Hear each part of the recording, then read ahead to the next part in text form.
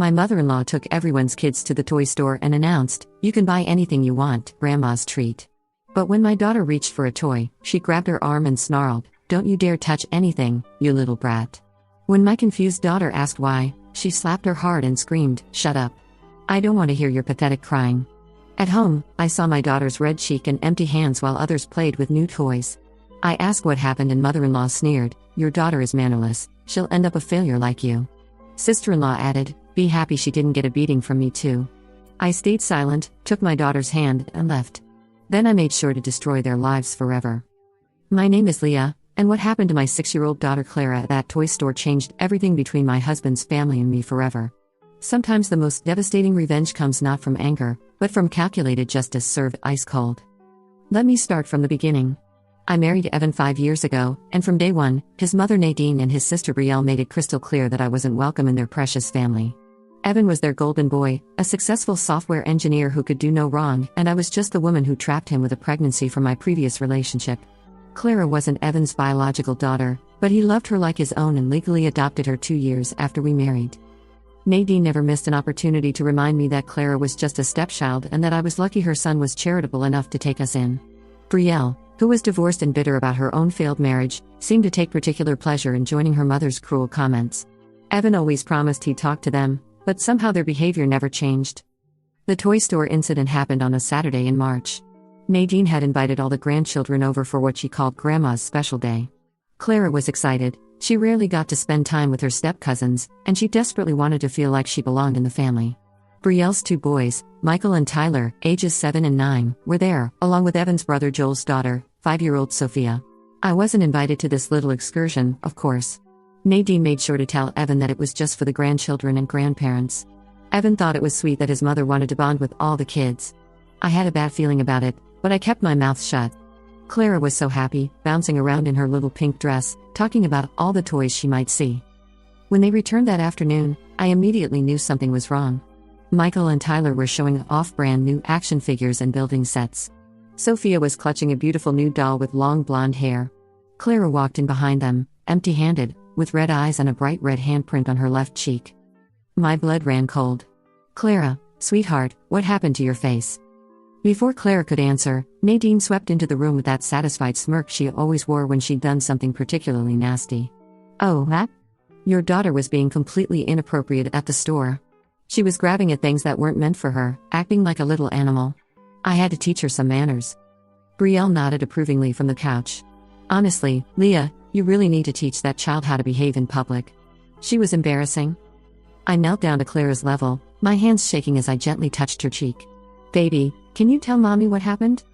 Clara's voice was barely a whisper. "Grandma Nadine said we could pick anything we wanted. I saw a pretty doll with brown hair like mine, and when I reached for it, she grabbed my arm really hard and called me a bad name. When I asked why I couldn't have it, she hit me and told me to shut up."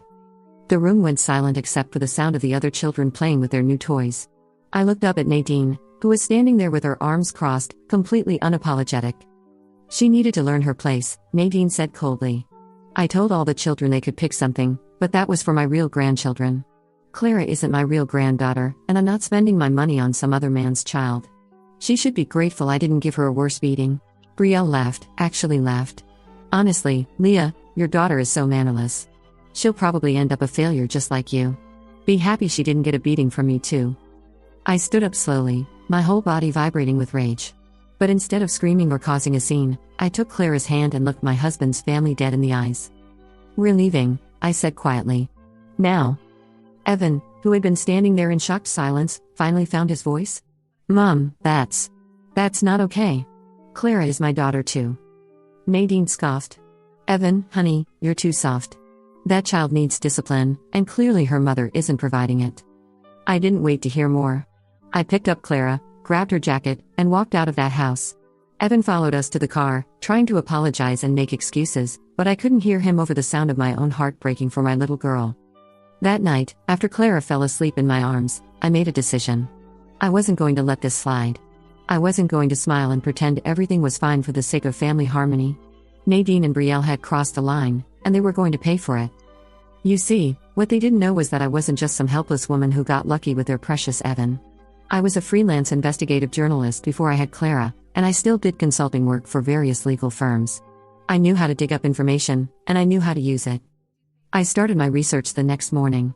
Nadine worked as a senior bookkeeper at a mid-sized accounting firm downtown. She was proud of her 30-year career there and loved to brag about how trusted and respected she was. Brielle worked at a high-end boutique and was always posting on social media about her employee discount shopping sprees. It didn't take long to find what I was looking for.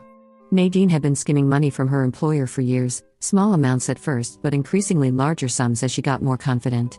She'd been very clever about it, moving money between accounts and covering her tracks, but not clever enough. I found discrepancies in the books going back almost 5 years, totaling over $200,000. Brielle's situation was even more interesting. She'd been selling items from her boutique on eBay and keeping the profits, essentially stealing merchandise and laundering it through online sales. She was also claiming her ex-husband wasn't paying child support to receive government assistance, when in fact he was paying her in cash to avoid his own tax obligations. But I didn't stop there. I dug deeper into both of their lives, looking for anything that could be used to show them exactly what happens when you mess with someone's child. Nadine owned a small rental property that she'd inherited from her parents. She'd been renting it out for cash and not reporting the income on her taxes. She also had a substantial savings account that she'd hidden from her divorce settlement 15 years ago. Brielle had been lying about her living situation to maintain her low-income housing subsidies. She was actually living with her boyfriend Zane, who made good money as a contractor, but she kept her name off the lease and maintained a fake address to keep her benefits. I spent 2 weeks compiling evidence, making copies of documents, and building ironclad cases against both women.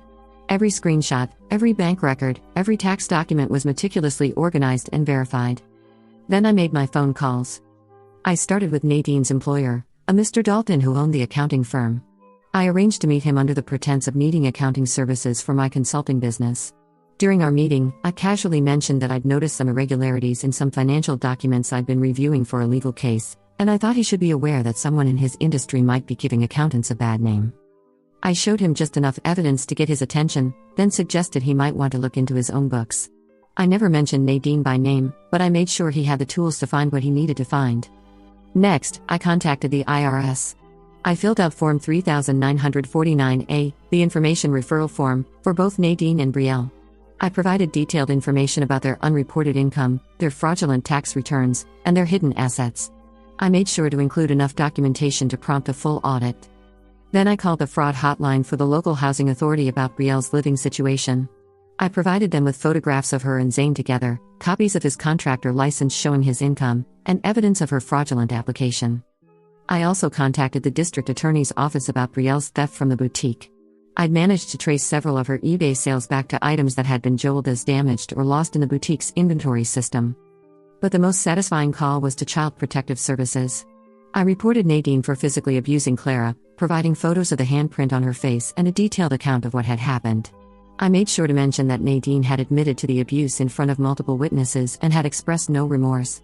I also filed a police report for the assault on Clara. In our state, slapping someone else's child is considered assault, and I had witnesses. Before I made those final phone calls, I spent another week preparing for what I knew would be the aftermath. I documented everything, every bruise on Clara's arm where Nadine had grabbed her, every tear she shed when she talked about what happened, every nightmare she had in the days following the incident. I recorded her telling me, in her own words, exactly what Nadine and Brielle had said to her. I also started building a support network. I reached out to other mothers in our neighborhood who had dealt with difficult in-laws. I joined online support groups for stepmothers. I wanted to make sure that when everything hit the fan, I would have people who understood what I was going through. Most importantly, I started preparing Clara for what was coming. I didn't tell her exactly what I was planning, but I explained to her that sometimes when people do bad things, there are consequences. I told her that what Nadine had done to her was wrong, and that it wasn't her fault. "Mommy," Clara asked me one night as I was tucking her into bed, "why doesn't Grandma Nadine love me like she loves Michael and Tyler?" My heart broke all over again. "Baby, some people don't know how to love properly. That doesn't mean you're not lovable. That means they have problems in their hearts." Clara nodded solemnly. "Will she ever love me?" I chose my words carefully. "I don't know, sweetheart. But I know that you deserve to be loved and treated kindly by everyone in your family. And if someone can't do that, then maybe they shouldn't be part of our family anymore." I also had several long conversations with Evan about what I discovered. I showed him some of the evidence I'd found, not all of it, because I didn't want him to try to talk me out of what I was planning, but enough to help him understand that his mother and sister weren't the people he thought they were. Leah, this is serious, he said, looking at the bank records I'd shown him. If Mom is really stealing from her company. She is, I said firmly. And Brielle is stealing from her job too. And they're both committing tax fraud. These aren't accidents, Evan. They're criminals. Evan was quiet for a long time. What are you going to do? I'm going to make sure they face the consequences of their actions, I said. They hurt our daughter, and they've been breaking the law for years. Someone needs to stop them. Evan looked conflicted. They're my family, Leah. And Clara is your daughter, I reminded him. Which relationship matters more to you? He didn't answer right away, but I could see him wrestling with the truth. His mother and sister had always been manipulative, always been cruel to me and Clara, but he'd made excuses for them because they were family. Now he was finally seeing them for who they really were. The night before I made my calls, I sat down and wrote out exactly what I was going to say to each person I contacted. I practiced my conversations, making sure I sounded calm and professional rather than vindictive. I wanted to be seen as a concerned citizen reporting crimes, not an angry daughter-in-law seeking revenge. I also prepared for the possibility that Nadine and Brielle might try to retaliate against me or Clara. I installed security cameras around our house, changed our locks, and made sure Clara's school knew not to release her to anyone except Evan or me without written permission. The dominoes started falling within a week. Nadine was called into her boss's office on a Thursday morning. By Thursday afternoon, she was fired and escorted out by security. Mr. Dalton had found years of financial discrepancies and had already contacted the police. Nadine was arrested at her home that evening on charges of embezzlement and fraud. But that wasn't the end of it. The arrest made the local news, and Nadine's mugshot was plastered across social media. Her church, where she'd been a prominent member for decades, quietly asked her to step down from all her volunteer positions. Her neighbors, who had respected her as a successful businesswoman, now crossed the street to avoid talking to her. The really beautiful part was watching how quickly her social circle crumbled. Nadine had always been the type of person who looked down on others, who gossiped about people's problems and acted superior. Now she was the one being gossiped about, and all those people she judged over the years were suddenly nowhere to be found. Nadine tried calling Evan, crying and begging him to bail her out. She claimed she was innocent, that someone had set her up, that it was all a misunderstanding. But Evan had seen the evidence I'd shown him, and he knew better. "Mom," I heard him say during one of her calls, "I've seen the bank records. I know what you did. And more importantly, I know what you did to Clara." Nadine's tone changed immediately. That little brat deserved what she got. She was acting like she belonged with the real grandchildren. Evan hung up on her. He turned to me with tears in his eyes and said, "I can't believe I let her treat Clara like that for so long. I'm so sorry, Leah." That was the moment I knew Evan was finally on our side completely. Brielle lost her job on Friday when her boss discovered the stolen merchandise scheme. The boutique owner, Mrs. Whitney, had been suspicious for months about inventory discrepancies, but Brielle had been clever about covering her tracks. When I provided the evidence of her eBay sales, everything clicked into place. Brielle was arrested at her apartment, and the scene was captured by a neighbor who posted the video on social media. Within hours, it had been shared hundreds of times, with people commenting about how they'd always thought something was off about Brielle's lifestyle. How could a single mother working retail afford designer clothes and expensive vacations? Her mugshot was posted on the local newspaper's website, and her ex-husband Joel saw the article and immediately filed for full custody of their boys. He'd been paying child support in cash for years, believing Brielle's sob story about being broke and struggling. When he learned she'd been stealing from her job and lying about their arrangement to get government benefits, he was furious. "I've been giving her $800 a month in cash," Robert told me when he called to thank me for exposing her lies. "She told me she needed it under the table because her boss was threatening to cut her hours if she made too much money. I thought I was helping my kids." Robert's lawyer had a field day with Brielle's criminal record. She'd been lying about her income, her living situation, and her child support payments. She'd also been exposing the children to her criminal activities. They'd helped her list items on eBay without knowing they were stolen goods. The custody hearing was scheduled for 2 weeks after Brielle's arrest. I attended as a witness, since Brielle had made threats about what she'd do to Clara if she ever saw her again. The judge was not impressed with Brielle's behavior or her criminal record. "Ms. Wilson," the judge said sternly, "you have demonstrated a pattern of dishonesty and criminal behavior that makes you unsuitable for custody of minor children. You have stolen from your employer, defrauded the government, and physically threatened a 6-year-old child. This court finds that you pose a risk to the welfare of your sons." Brielle's lawyer had advised her to plead for mercy, but Brielle couldn't help herself. She stood up in the courtroom and started screaming about how unfair it all was, how she was being persecuted, how her ex-husband was probably behind everything. "That little brat Clara probably deserved what she got," Brielle shouted. Her mother is a gold-digging witch who trapped my brother-in-law. The judge gavelled her down immediately. Ms. Wilson, you will remain silent or you will be found in contempt of this court. Your outburst only reinforces my decision. Robert was granted full custody, and Brielle was ordered to have no unsupervised contact with her children. She was also ordered to pay back child support for the months she'd claimed not to be receiving any support, plus interest. But the humiliation wasn't over. The story of Brielle's arrest and custody loss spread through her social media network like wildfire. Her friends, who had been impressed by her apparent success as a single mother, now realized they'd been lied to for years. Her Instagram account, which had been full of photos of her expensive shopping hauls and designer outfits, was flooded with comments calling her a fraud and a thief. Brielle tried to defend herself, posting long rants about how she was being set up and how everyone was against her. But the evidence was overwhelming, and her supporters quickly distanced themselves from her. Her parents, who had been helping her financially for years, were devastated to learn that their daughter had been stealing and lying. They'd been so proud of how well she seemed to be doing as a single mother, not knowing that her success was built on crime and deception. We raised her better than this, Brielle's mother told Evan when she called to apologize for her daughter's behavior. We never taught her to steal or lie or hurt children. We're so ashamed. The whole extended family was shaken by the revelations. Brielle's cousins, who had looked up to her as a successful single mother, now saw her as a cautionary tale.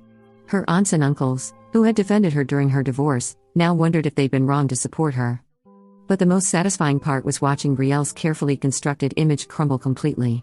She'd spent years portraying herself as a victim of circumstance, a struggling single mother who was doing her best despite a difficult situation. Now everyone could see that she was actually a criminal who had been taking advantage of everyone around her. The court proceedings dragged on for months, but each hearing brought new revelations about the extent of Brielle's crimes. The prosecutor discovered that she'd been running her theft operation for over 3 years, stealing thousands of dollars worth of merchandise from the boutique. She'd also been claiming benefits she wasn't entitled to for 2 years, costing taxpayers thousands of dollars. During one particularly devastating hearing, Brielle's own sons, now ages 9 and 11 after the time that had passed, testified about what they'd witnessed at home.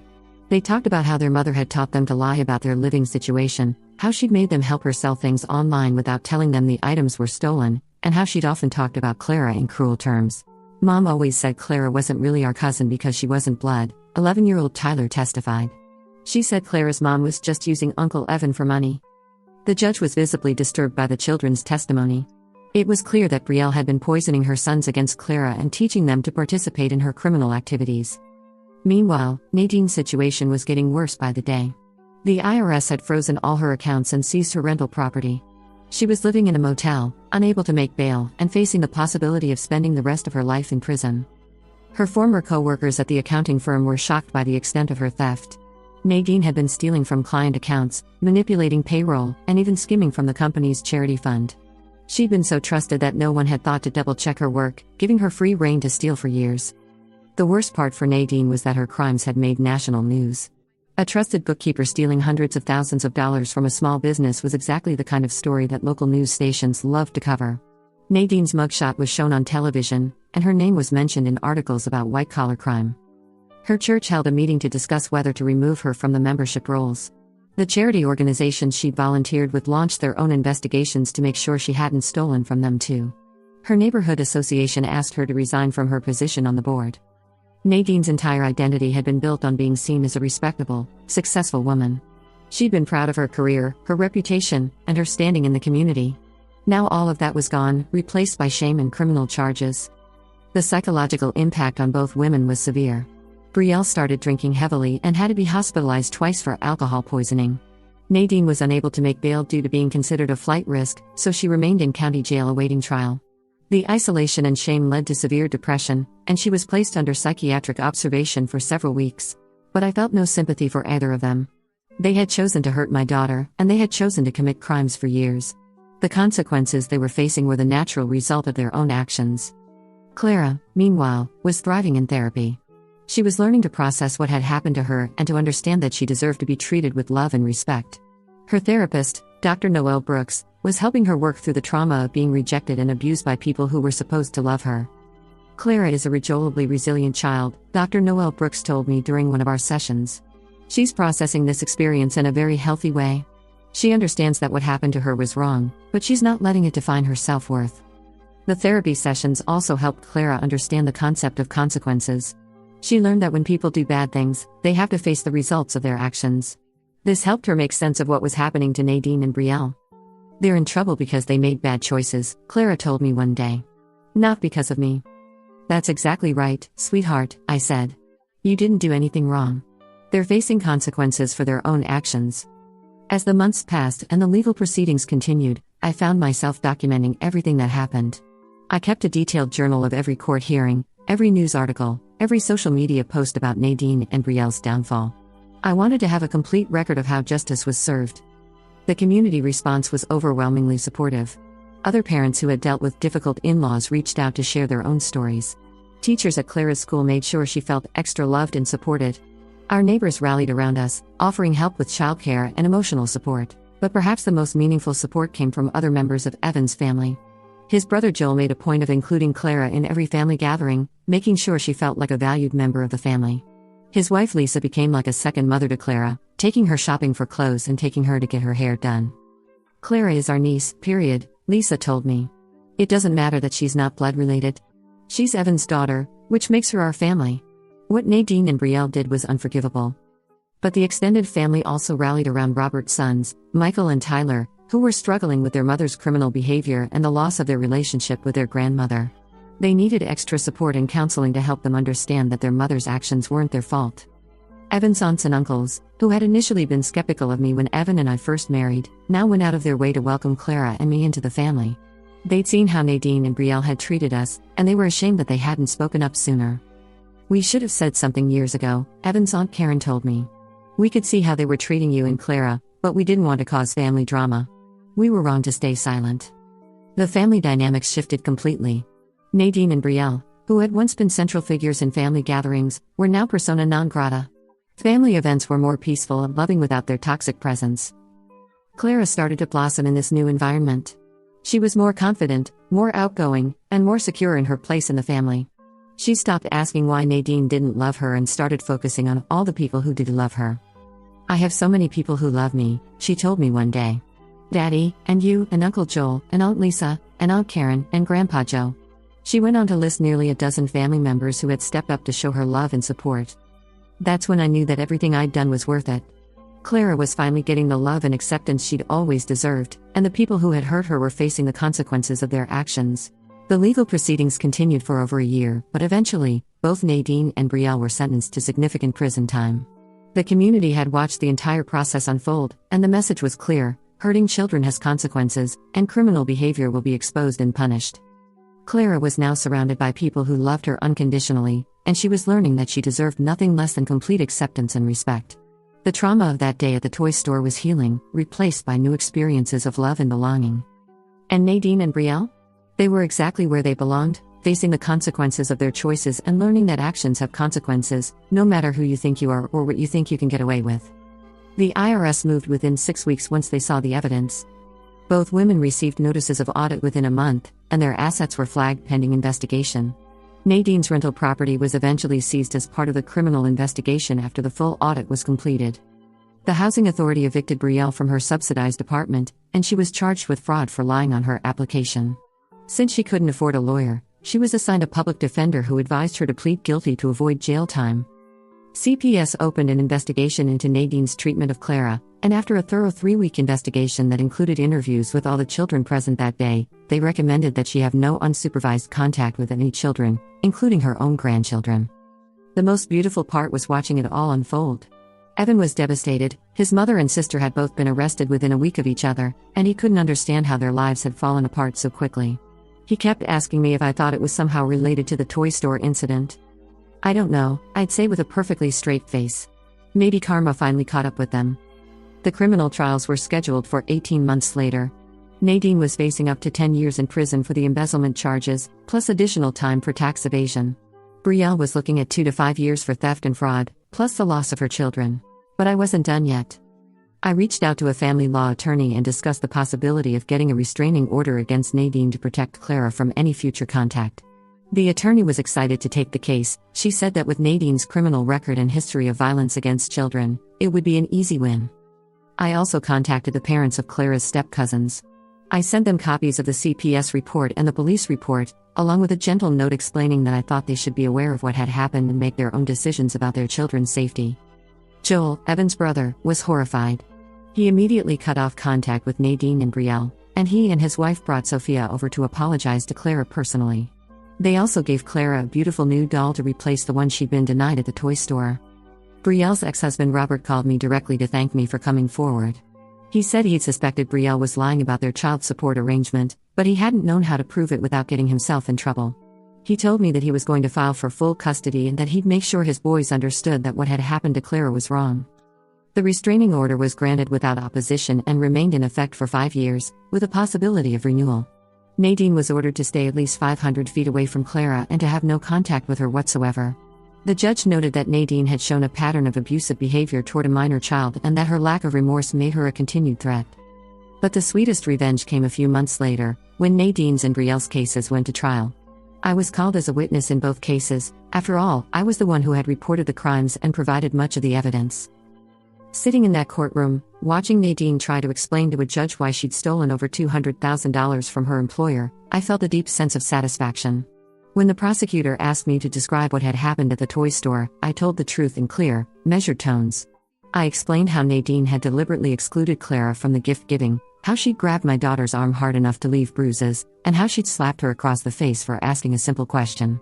Nadine's lawyer tried to paint me as a vindictive ex-daughter-in-law who was exaggerating the incident, but the photos of Clara's bruised face and the testimony from the other children made it clear that Nadine had indeed assaulted a 6-year-old child. The judge was not impressed with Nadine's defense. During sentencing, he noted that Nadine had shown a complete lack of remorse for her actions and had demonstrated a pattern of cruel behavior toward a child. He sentenced her to 7 years in prison for the embezzlement and fraud charges, plus an additional 6 months for the assault on Clara. Brielle's trial was shorter. She pleaded guilty to all charges in exchange for a reduced sentence of 2.5 years in prison. She lost custody of her sons permanently, and Robert was granted full parental rights. Both women were ordered to pay substantial restitution. Nadine owed over $300,000 to her former employer and the IRS, while Brielle owed thousands in fraudulent benefits and stolen merchandise. The civil lawsuit came next. I sued both Nadine and Brielle for the emotional distress they'd caused Clara, using their criminal convictions as evidence of their wrongdoing. My lawyer argued that Clara would need therapy to deal with the trauma of being physically abused by her grandmother figure, and that the family's discriminatory treatment had caused lasting psychological damage. The jury awarded Clara $50,000 in damages, which was placed in a trust fund for her future education. Nadine and Brielle were also ordered to pay my legal fees.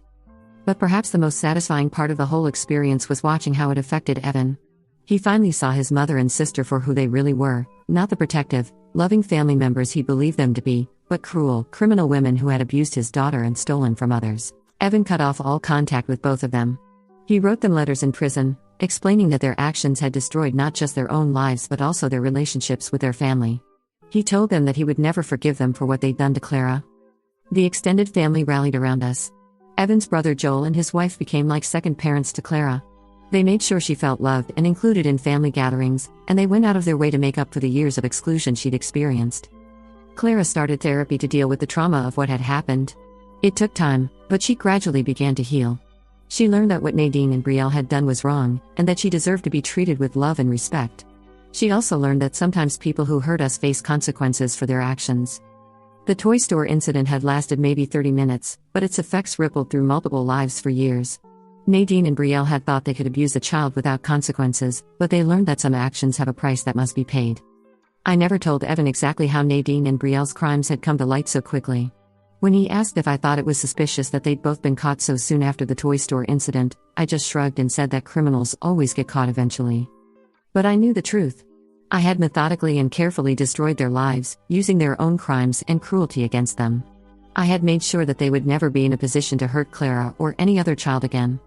Some people might say I went too far, that I should have just cut contact and moved on. But I disagree. Nadine and Brielle had spent years abusing Clara emotionally, and that day in the toy store, they had crossed the line into physical abuse. They had shown no remorse, no shame, and no intention of changing their behavior. They had thought they could get away with it because Clara was just a stepchild and I was just a woman who got lucky. They had underestimated both my love for my daughter and my ability to fight back. I didn't ruin their lives out of petty revenge. I held them accountable for their actions using the legal system and the evidence of their own crimes. I made sure that they faced consequences for their behavior, and I protected Clara from future abuse. The best part is that Clara is thriving now. She's confident, happy, and surrounded by people who love her unconditionally. She knows that she's valued and protected, and that no one has the right to treat her cruelly. Nadine and Brielle are serving their sentences, working prison jobs that pay less than $1 an hour, and living in conditions that are far from the comfortable lives they once knew. They have plenty of time to think about the choices they made and the consequences of their actions. Sometimes, when I'm tucking Clara into bed and she's telling me about her day, I think about that moment in the toy store when Nadine slapped her. I think about how scared and confused Clara must have been, and how betrayed she must have felt. Then I think about Nadine sitting in her prison cell, probably wondering how her life fell apart so quickly. And I smile, because I know that Clara is safe, loved, and protected, while the people who hurt her are exactly where they belong. Justice isn't always swift, but sometimes, when you know how to make it happen, it can be absolutely perfect. The story became something of a legend in our family and social circle. People would whisper about how Nadine and Brielle had mysteriously been caught for crimes they'd been committing for years, right after they'd abused a child. Some people suspected I had something to do with it, but no one could prove anything. I never confirmed or denied the speculation. I just smiled and said that the truth has a way of coming out, especially when it comes to protecting children. Clara is now 10 years old, and she's grown into a strong, confident young woman. She knows the whole story, age-appropriately, of course, and she understands that standing up for yourself and others is important, even when it's difficult. She also knows that her mother will always fight for her, no matter what. Nadine was released from prison 8 months ago after serving her full sentence with time off for good behavior, but she's still paying restitution and living in a halfway house. The restraining order was renewed for another 5 years, and she's never tried to contact Clara, which is smart of her considering the legal consequences. Brielle was released 2 years ago, but she's struggled to find work with her criminal record. She's living with her elderly parents and working part-time at a fast food restaurant. Her sons, who are now teenagers, have chosen to maintain minimal contact with her. They visit occasionally during supervised visits, but they live full-time with their father Robert, who has provided them with a stable, loving home. Evan and I are still happily married, and we've had 2 more children together. Clara's little brother and sister adore her, and she's an amazing big sister to them. Our family is built on love, respect, and mutual support, which is exactly what Clara deserved all along. Sometimes people ask me if I have any regrets about what happened. The answer is no. I regret that Clara had to experience abuse in the first place, but I don't regret making sure that abuse had consequences. I protected my daughter, and I made sure that 2 people who had hurt her could never hurt another child in the same way. That's not revenge, that's justice. And sometimes justice is the sweetest revenge of all.